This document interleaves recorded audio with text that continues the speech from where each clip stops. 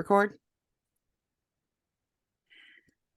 Hello, my cat loving friends. It's Linda Hall, the co-host of 19 Cats and Counting.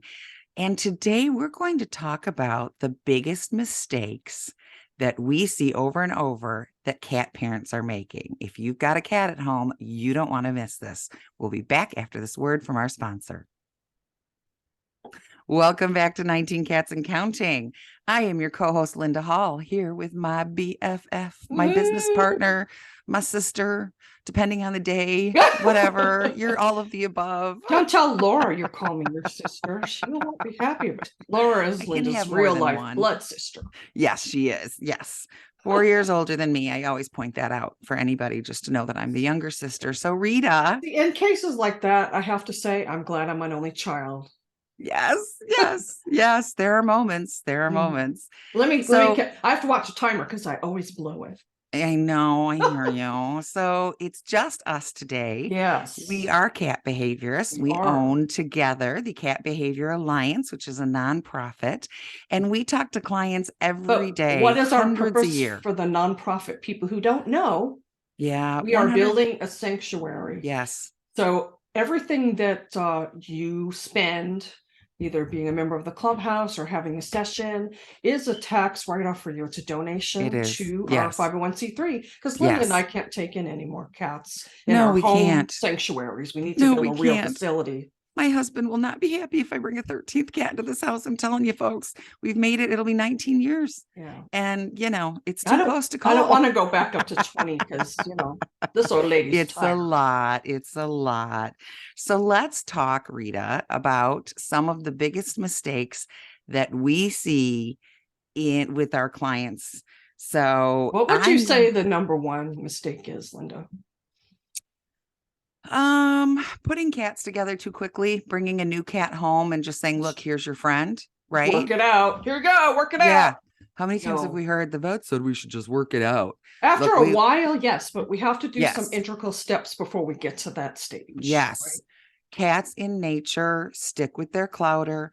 They panic if they smell another being coming in because they will steal their territory, their food, their everything. They could hurt you. They could kill you. So we just bring a cat in and go, look, and they panic. And it sets a precedence, right?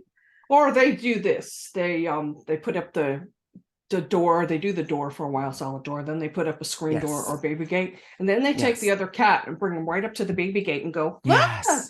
Yes. Oh, how would you like the boogeyman to be right in your face? That's it. And it was an old school thing, and it's still out there some places when people are researching that you start feeding your cats, 12 feet apart and bring them closer until they're right up to each other's faces. And I have always said no one needs to be that close to my face unless I'm making out with them, and I get to choose who that is. So, well, that's true. I don't think the cats want to make out with each other, at least not right. Personal space. Why is it they choose? What? Well, go ahead. You go ahead. If they choose to approach each other, great. Because that's another mistake people make. They see them getting close and they've been fighting. So they're like, get away. And no, we have to let them, we just have to stop them before it gets ugly, right? So why is it so important that cats have this pre-period before we put them together physically? Well, they have to adjust. So one of my favorite things about cats, when we were taking the course, I was like, oh man, it's starting with the history of cats. Why do I need to know this? Oh my goodness. Animal Behavior College. I don't like history. But it's fascinating that we domesticated dogs and have changed them through the years, and cats, not so much. This idea of domestication, it didn't happen, right? Like cats just didn't get domesticated. If you want to know about how cats came to be in our lives, read The Lion in the Living Room. Yes. I usually have it right Amazing here. book. Rita's favorite. We had the author. I'm blanking on the author's name. This is terrible. Abigail Tucker. Thank you. Because we had her on the podcast and we love her. The Lion in the Living Room. Okay, yes, switch back to me, camera. So there we go. The Lion in the Living Room. You can tell I've read this a million times, right? Yes. It explains why cats behave in certain ways. And The thing too, Linda, a lot of people don't realize is how non-domesticated our quote domesticated cats are, how much of their instinct stays intact, even when they live in our homes. Yes, they chose to hang out with us, and that's how we all became friends. And everything with your cat needs to be your cat's choice. Granted, we have to work a little psychiatry, reverse psychology, something like that, and get them to make those choices. And we can do that. You're not stuck living with bad behaviors, but it's got to be their choice. It's got to be their choice, and we need to set up their environment for success. Yes, yes. I'll tell you, not the most popular problem we have, but the one that bothers me the most, people who are afraid to talk to us. Perhaps they're, we had a couple really hem and haw when we asked where the cats sleep, because it's important to know if they're in your bed with you or where they are and how this dynamic is. And we had 2 same-sex people on that spit and spat and stuttered and smuttered and looked at each other. And I'm like, just say they sleep with us, right? They didn't. They were so... This is why we have the flag on our website. We welcome everyone, gay, straight. I don't care what letter of the alphabet you are. I don't care what color your skin is or where you live. As long as we can communicate with you. Yes, exactly. We have had every color of the rainbow. We've had several different countries. We do just realize the mic wasn't in front of me. Sorry, Mark. Mark didn't get me. Mark's our producer, but go ahead. Yes, a wonderful man. But they're afraid to tell us how many cats they have because they've gotten so much. I'll tell you, those of us with multiple cat families, the best thing that ever happened to us was Chewy and PetSmart and all these places that deliver now. Absolutely. I got tired of being asked, how many cats do you have? When I go to the grocery or PetSmart or Petco in person. Yes. Yeah. 50 pounds of litter. And they say it with judgment. Food and 28 cans. And they're like, what's happening with you? I would shut them up when I'd say I have a rescue sanctuary. That would shut them up. Yes. And if you're taking in cats because they need a home, you kind of do. It's a personal, not registered rescue sanctuary. Did you know, you guys, if you foster for a 501c3 and you have to purchase anything, you can write that off on your taxes. Yes. Talk to your CPA. Yes. Why is fostering good? Why is fostering good, Linda? I think it's good because then the cats get to live in a home environment, right? Yes. And you see more of their personalities. Now, our local rescue, which y'all know by now I'm in love with, Friends of Felines Rescue Center in Defiance, they have an open concept, which I love, where the cats just wander around, volunteers are there all day. That's what we plan to build. And it gives them as close to a home environment as possible. But still, a cat is not going to act like a cat with 100 other cats. He's not going to act like its true personality often. With like 100 different cats there. Having them in a foster setting, you can often see, most rescues, shelters, whatever, the dogs and the cats are separated. A lot of fosters, you've got a dog in the home. So if you've got a dog at home and you want to know if that cat is okay with dogs, your rescue probably won't be able to tell you, but your fosters will, right? That's true. Yes, that's right. I didn't even think about that benefit. Yes. But the benefit that, how many times did you go into FFRC, Linda, and say, I want blah, blah? Yes. No, you don't. No, you don't. I always do that. And that's a subject we need to cover someday, because there have been times when I've gone in and just went, I want a cat. But no, I'm not talking about the orange cat or the whatever. I want a female cat. It's more like, hey, I've got little kids who jump. I don't need a skittish cat. I've got 4 cats in the house now, 12. I need a cat that is not petrified. Dexter almost put me on mute, but go ahead. Of course he did. We see cats that are petrified and don't do well in with other cats. They're used to being a single cat. Now that doesn't mean that can't be fixed. That's true. But if I'm not looking for a job because I have enough to work to do, yeah. And Jackie, who the founder of FFRC, she's no longer the owner, but she's the founder. She used to rate on a scale of 1 to 10 on the ornery scale. So a 10 is a cat that's never going to snuggle up in your lap. I just want to play. And a 1 is a cat who's always going to be in your lap asleep and you're not going to play with. And I always said I wanted like a 5, right? I want a nice mix. A little mix of play, a little companionship. Yes. I have both. And then I have some cats that only interact with other cats, like Brownie. Yes. Doesn't really interact with me. Yes. So if you're looking for something specific, it gives you a better chance. And the cats. I think I have to turn that filter off. I suddenly turned yellow. Go ahead while So yes. But back to the subject of afraid to talk to us. Yes, we've had a lot of same-sex couples, lovely, absolutely a wonderful lot. people And who I adore their love cats. that they trust us with it, Yes. Yeah. It's a good feeling to be safe for somebody, right? It's a good feeling. Who you are sleeping with has nothing to do with your cat. I mean, unless your partner's mean but that's, again, has nothing to do with biological sex assigned at birth. Dexter's rearranging everything here. Dexter. I see that. So I gave him some convivial house cat, and that doesn't seem yes, that is our favorite calming. One of the other mistakes, Linda, I think cat owners make, especially if they used to be dog owners, is they want to discipline their cats the same way they would discipline a dog. Now, sometimes even the way they discipline dogs is old, outdated, and inappropriate, in my opinion. Yes. A dog will respond to, I've hurt my master's feelings. I've made my master sad. We have a joke about, right? You come home and the vase is broken. The cat's walking around like it's nobody's business saying that's ancient history. I don't know what you're talking about. And the dog is standing in front of the vase, even if he's not the one that broke it. That's right. Powered down. He takes the route. Tail under his butt. Mom's going to be upset. Dad's not going to be happy. It's exactly. They feel that, and their joy is to please you because they're pack animals and you have established yourself as the alpha.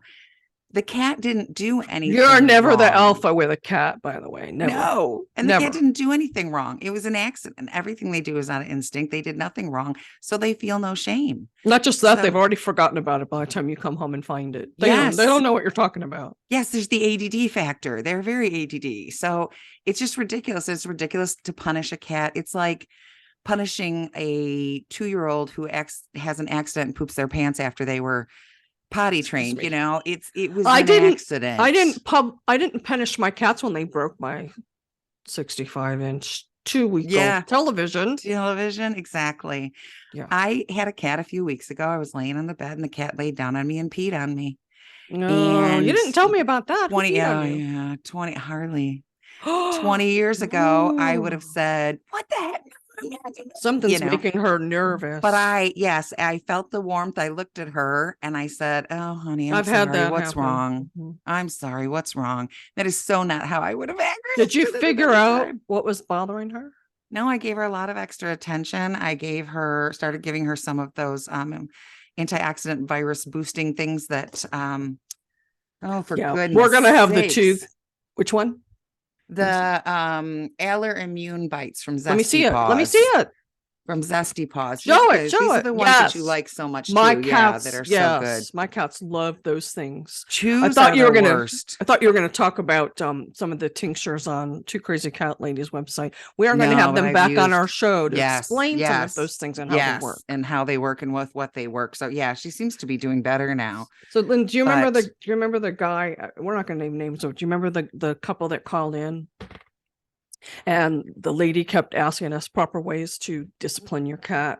And finally she said, you don't discipline a cat like a dog, do you? We're like, no. Like she put turns their nose in it or hit him with a newspaper, right? She turns to her husband and says, see?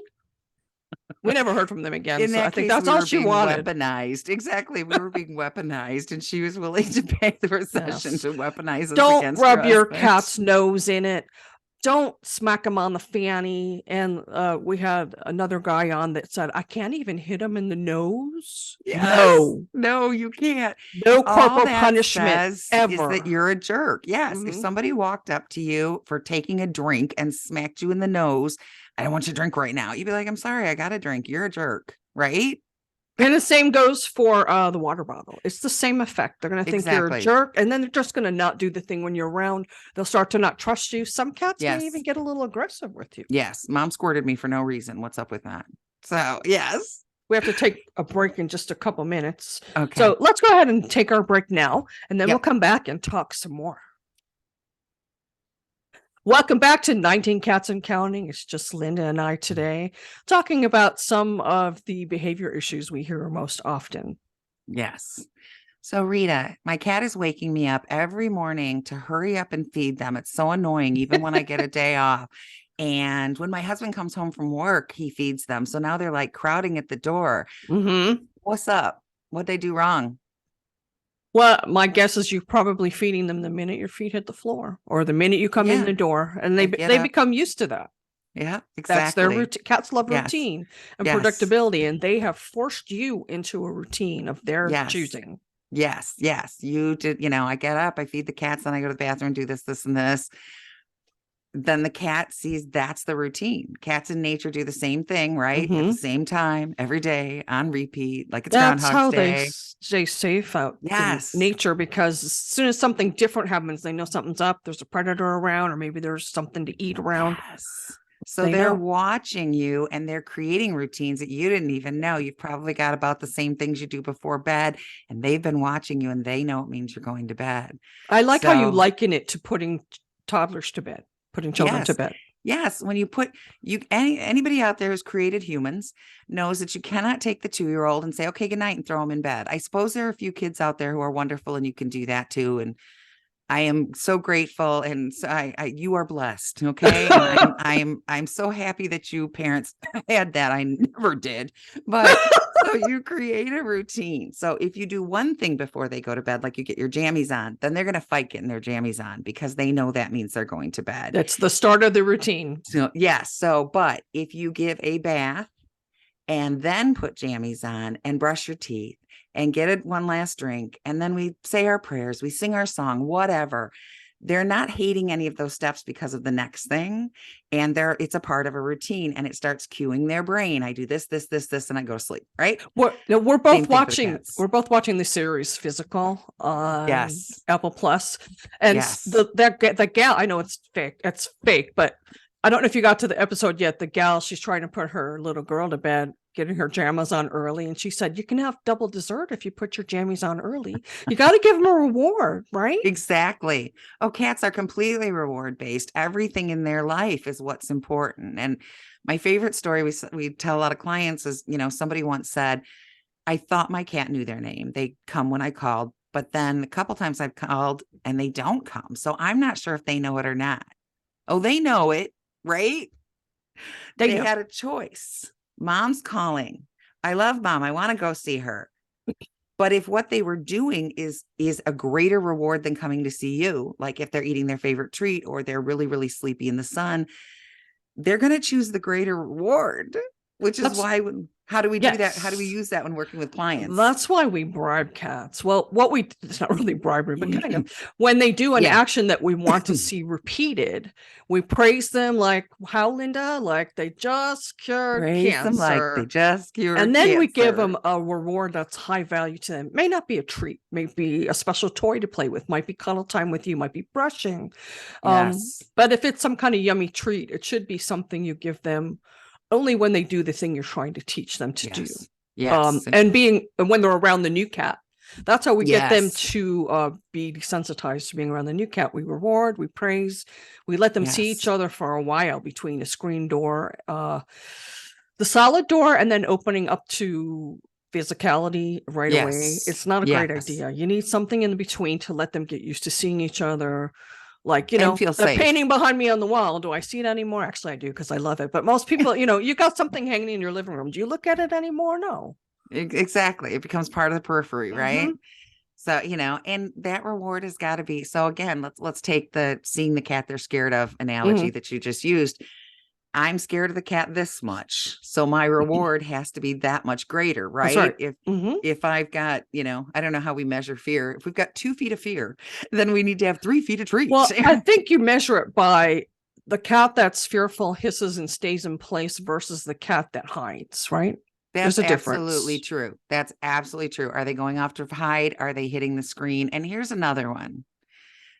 There's always the aggressive cat, bully cat, and then there's the submissive, scared cat. And we give that label bully, y'all, the label bully, and we use it too. We do too. Use it too.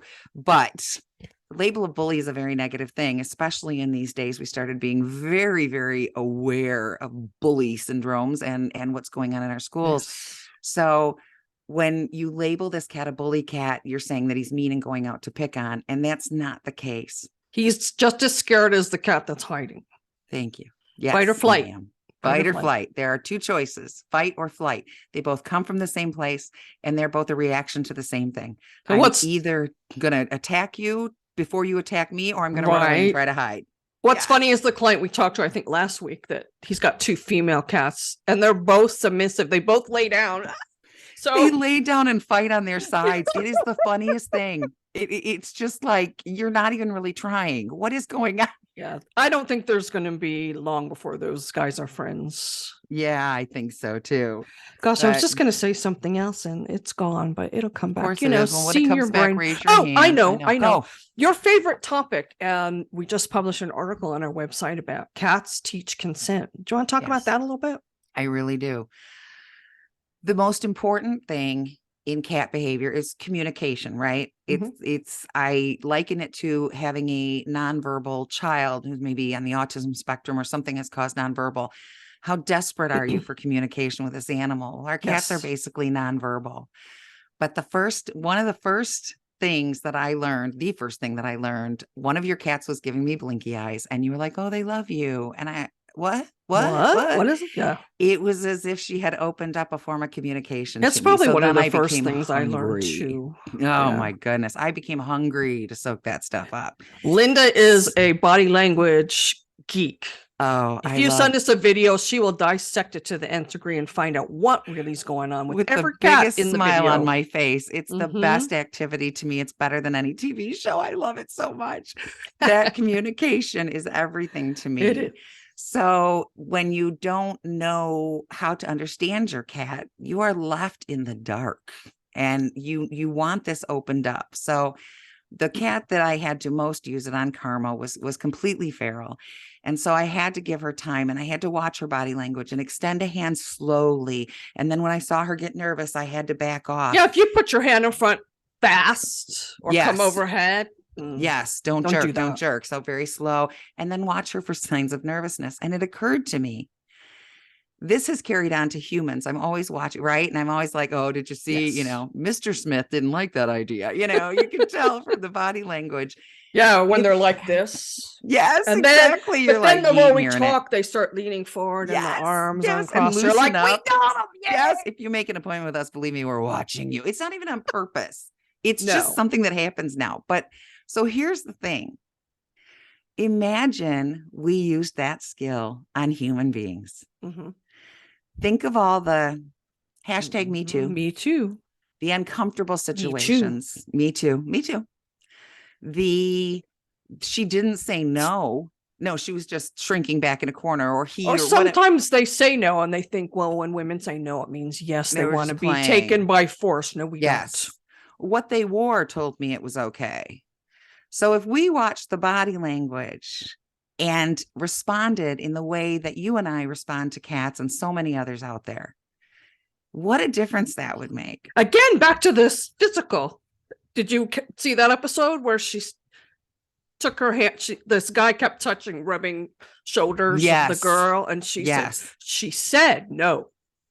Exactly. And then he backed off. Yes. Shrinking up. Yes. Karma's a big when she gets nervous, she licks her lips. And so the minute I see that tongue come out, I say, oh, it's okay, honey. And I back up and I let her know she's in control. And that's what all the men and women in this world need. And so what is your mandate about the article? What is your mandate if you were ruler of the world? Ruler of the world, because I'm not satisfied just with our country. I'm going to be ruler of the world. Of course. And my mandate is that everyone has to have a cat. If you have allergies, we have some stuff. 2 crazy cat ladies in their store have some great stuff. Hyperallergenic cat breeds. There's yes. They're not really hypoallergenic, but it cuts it down a lot. And there's a lot of things you can do. There's foods. There's a lot of things. We got you. Yes. We'll even let the country, because we're not divided anymore. Linda is allergic to cats, by the way. I am, and I have 12. So yeah, I see very little problems anymore, it's not an excuse. So exactly, it's not now. There is the encephalitic guy that I did not know until my friend Amy fell in love with her Prince Charming. She waited for him, and her new stepson is like peanut allergic to cats. Like if she has a cat on her, he could go into anaphylactic shock. That's rare. Yes, but it's awful. Of course, that is definitely a reason to find other digs for your cat. Yes, and in that case, I suppose the world will give you an excuse from it, but you better prove it anyway. If all children were raised to watch and respect body language, I just think we'd see a great reduction in assaults and crimes in general, and and especially sexual assaults and things. If people, of course, there are people out there that don't care. There are women and men screaming no, and they don't care. And they do it anyway. But how much of the, the date rape that happens, sometimes the boy just doesn't know. Yes. And if, which is girl, silly, it goes both ways. Yeah, I guess. But so. yes, and for the victim, whoever it is that's having this asserted on them, if they've grown up learning respect for body language, learning when to back off, they're going to take this as something hugely odd and they're going to respond to it, right? It's often the people that were raised to, respect authority and do what they say and blah, blah, blah. Those kind of people tend to get into trouble because they're afraid to sass back. But if we taught them what we teach about cats, and that people should be respecting your body language and watching you and not just listening to you, I just think the world will be saved by my mandate. So I do too. When my cats, like Brownie and Picasso loves me now. Brownie, but when I was trying to touch them, and I would say, "Can I touch you? Can I pet you?" I would ask them, yes. as I move my hand slowly toward them, and if they backed up, I stop.